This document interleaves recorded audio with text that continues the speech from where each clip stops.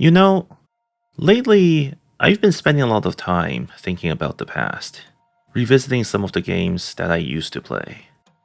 And no matter what I do, or how much I try to get away, it seems there is one genre that always manages to find me: MMORPGs. So I guess it shouldn't be too surprising that I am back here yet again, starting on this new game called Throne and Liberty. But still, why Throne and Liberty? I mean, it's the newest MMO, sure, but it's not like I haven't skipped over plenty of MMO releases already. And besides, I never even bothered to look at New World, which is a game that people were saying is similar to Throne and Liberty. So, what's different this time?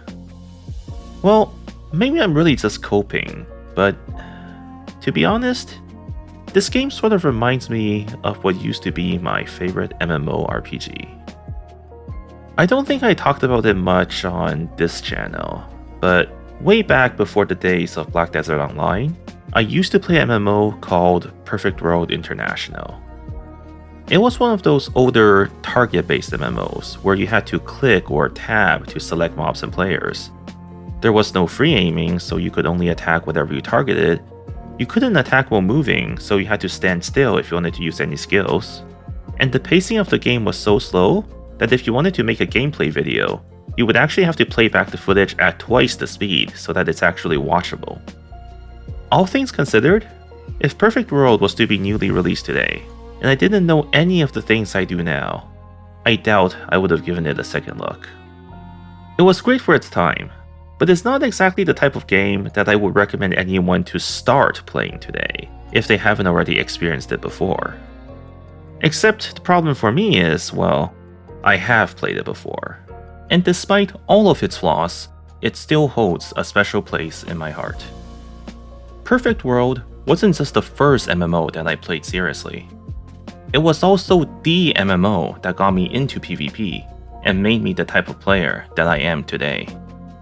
And because of that, ever since then, in any MMO I've played, I've been searching for an experience that would be just like what I had back when I first started playing Perfect World.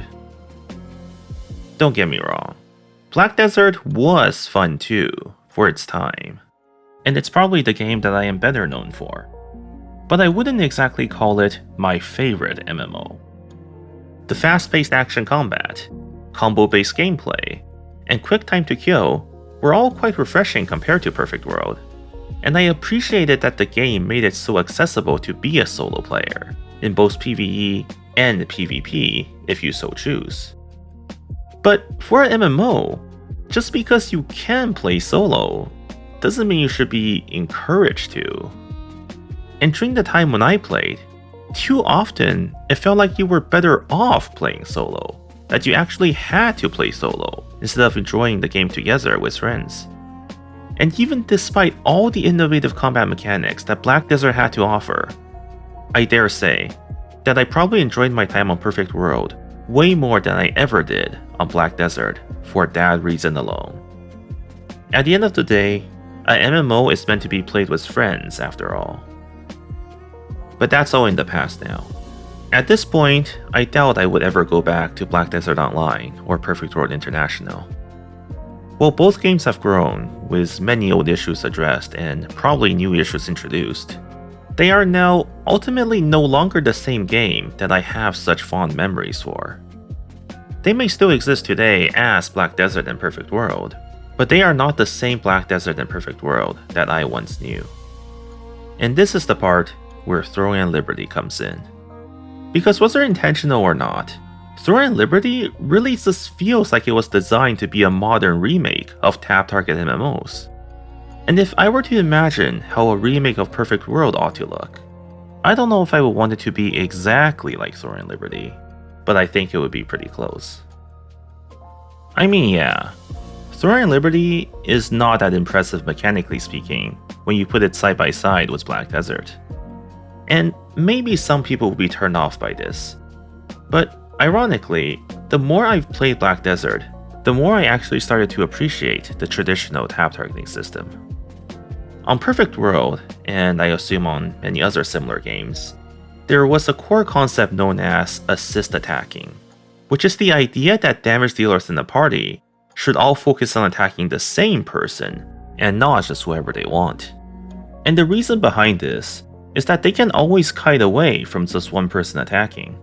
But when you have a full party with each member contributing damage, debuffs, or CCs, you're much more likely to successfully secure the kill.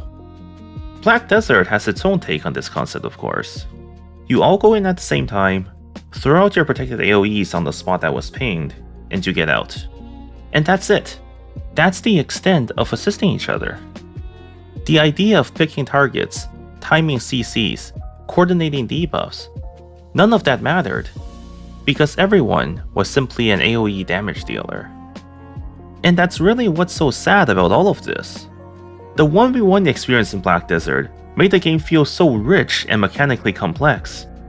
And yet, playing with your friends somehow takes away from that experience, and what you end up playing together is not the same Black Desert at all. Perfect World was never mechanically complex to begin with.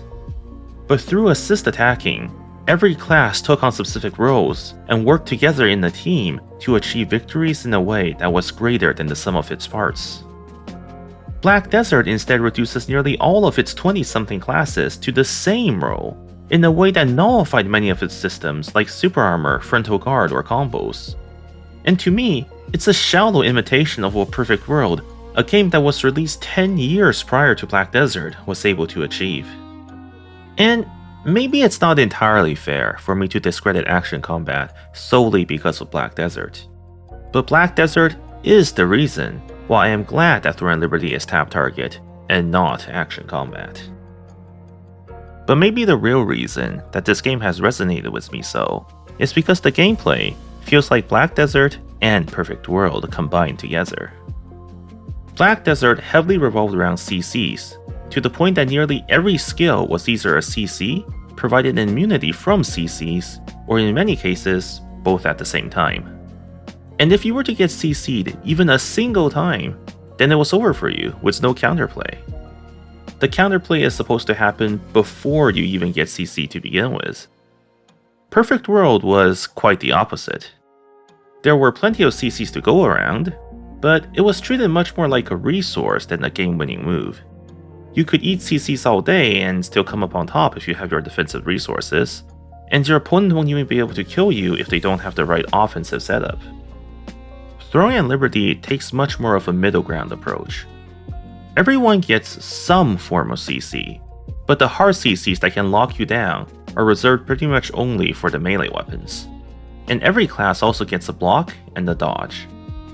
So in every fight, part of it will depend on counterplaying your opponent's CC, while the other part will depend on management of your cooldowns, and correct usage of both offensive and defensive resources.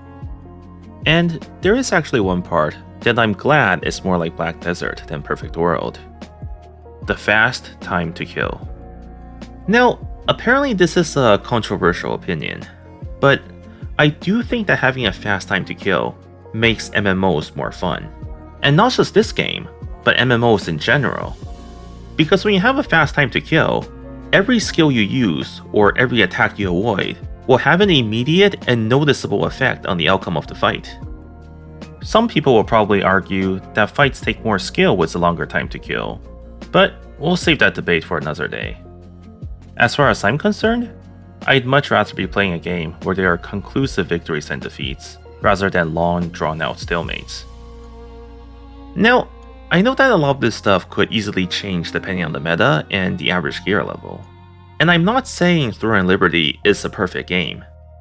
After all, one of my favorite systems in Perfect World and Black Desert was the ability to randomly encounter PK in the open world, anywhere, anytime. And the lack of any such system similar to Black Desert's Arsa channel or their Guild War declaration really leaves much to be desired in Throne and Liberty. Instead, PvP in Throne and Liberty operates on a schedule. Every 3 hours, events happen around the world, and at least one of those events will be PvP enabled. This is then further separated into a guild variant, where it's every guild for themselves, or a Dominion variant where everyone is anonymized and randomly placed into one of 3 teams. There are also World Boss events, which only feature guild vs guild PvP. And there is also a day-night cycle where you get to freely PvP in the open world dungeons, but only during nighttime. So I guess technically, the open world is being utilized. But it just doesn't have that sense of spontaneity that made PvP in Perfect World and Black Desert feel so organic. Instead, everyone is being funneled into PvPing at the exact same time, which means that large scale is more or less the only type of PvP that exists. If you wanted small scale, you would instead have to queue for 3v3 Arena, which luckily is open 24/7 and allows you to queue as a pre-made team, even for ranked mode. It does seem that Throne and Liberty maybe puts a bit too much emphasis on guilds though, as probably more than half of the PvP content is going to require you to be in a guild that can pull numbers if you want to stand a chance at actually winning. And that's not even including Boomstones, Riftstones, and Castle Sieges, which are even more PvP events that are designed specifically for guild versus guild. I mean, I've been in a big guild before on Perfect World and stayed in mostly small guilds on Black Desert. But in those games, I never once felt like I had to be in a guild just to engage in PvP. But also in both games, the PvP weren't exactly objective-oriented either, it was just PvP for the fun of it. The open world nature of both of those games meant that if a guild were to be overly dominant in one area, you can just take the fight to somewhere else. And the much larger party sizes supporting 10 to 20 people made it viable to join in on fights even if you were acting alone. So maybe PvP in Throne and Liberty will end up being just fundamentally different. And maybe that difference will end up being the reason that I ultimately don't commit to Throne and Liberty. Or maybe not. Right now, many things are still uncertain to me, and I'll need to play the game more to fully understand all the dynamics at work.